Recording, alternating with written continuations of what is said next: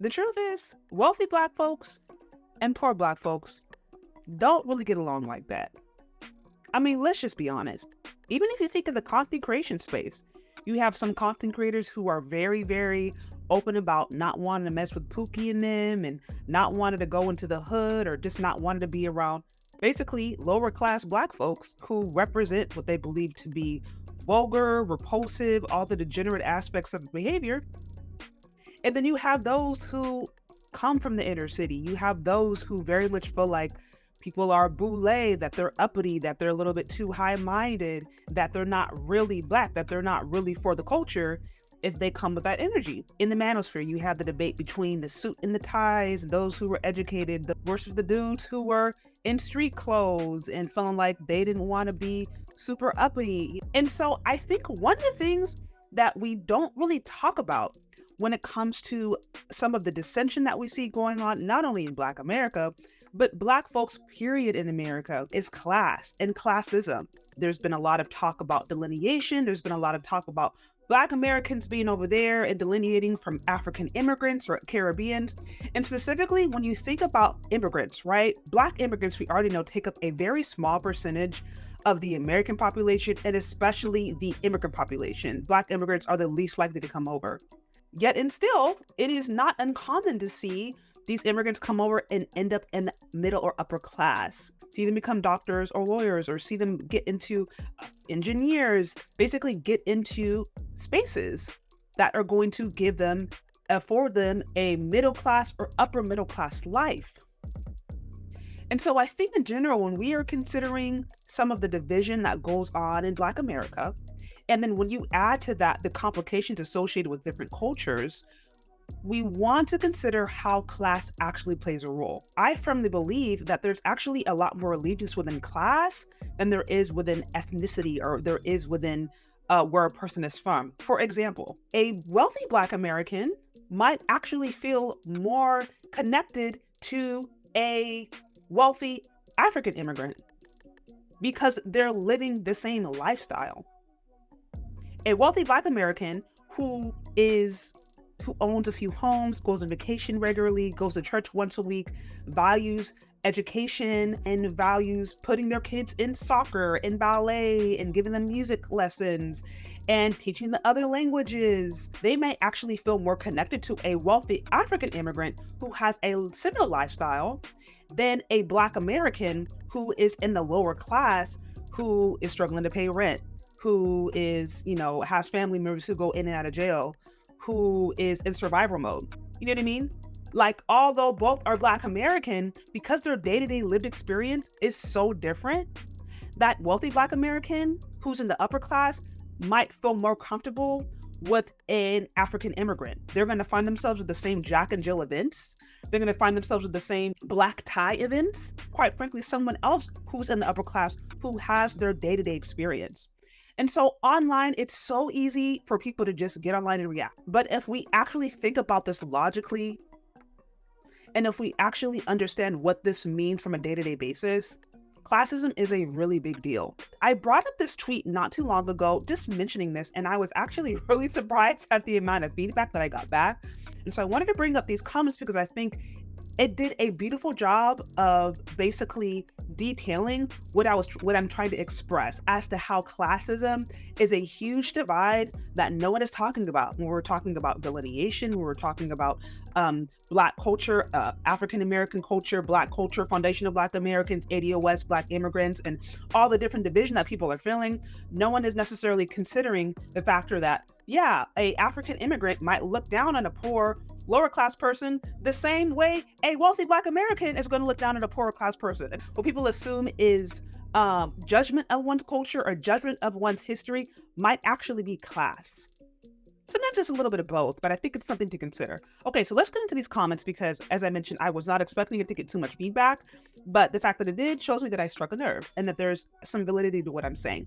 Okay, so this one I put right here, it says, wealthy Black Americans do not like messing with poor Black folks in general. I still believe classism is one of the biggest dividers in Black America today. So I shared that a few days ago. Got about a million views. And so let's look at some of the top comments. This one right here, it says, I got my MBA, moved out of the hood, and now I vote Republican. I get it now. You see exactly what I said. I mean, short to the point, but his comment reveals so much. Now, like I said, once you start having money, once you start having access to resources and all of that, what you're looking for is different. You may not be looking for as much governmental support. You might actually want less governmental regulation. You might want to have your taxes cut. You might want to, vote for lower property taxes and versus sale taxes. Like, your perspective is going to change once you have money versus when you do not. So that comment was really, really insightful. This one here, it says, I don't think it's classism in this case. Every time we go out in the hood, venues are shut down because of shooting and fighting. We don't have these types of violence in the suburbs. Why would someone want to stay? So I think actually, no, what she's saying is partially about classism, because unfortunately there is a trend between poverty and psychological issues and violence in general. Like, and usually when there is more poverty, the likelihood of violence goes up because people are in survival mode. And so, yeah, if you're in a poorer area, yeah, if you're in an area where there's a lack of resources, yeah, if you're in an area where people are struggling to pay their bills day to day, you're going to see more violence. It's going to be less safe. So, and her point, venues might be shut down because of shootings, because of fightings. Like, so it's a cycle. It's all very much connected. Okay, this one says, why should they? So this person is just like, yeah, they shouldn't have to be together. And I'm not saying there has to be some kumbaya reality and that whether or not you are, a billionaire has to go and sit next to someone who's on welfare and like they have to pretend that they're best buddies. Like, I'm not saying that. That's not realistic. I'm just more making a point that is what goes on, that classism is like a silent divider, whether or not people acknowledge it or not. Okay, now this another one here, it says, isn't it more of the mind states? Being broke your whole life leaves you in one mind state. Having money puts you in another. The two will conflict.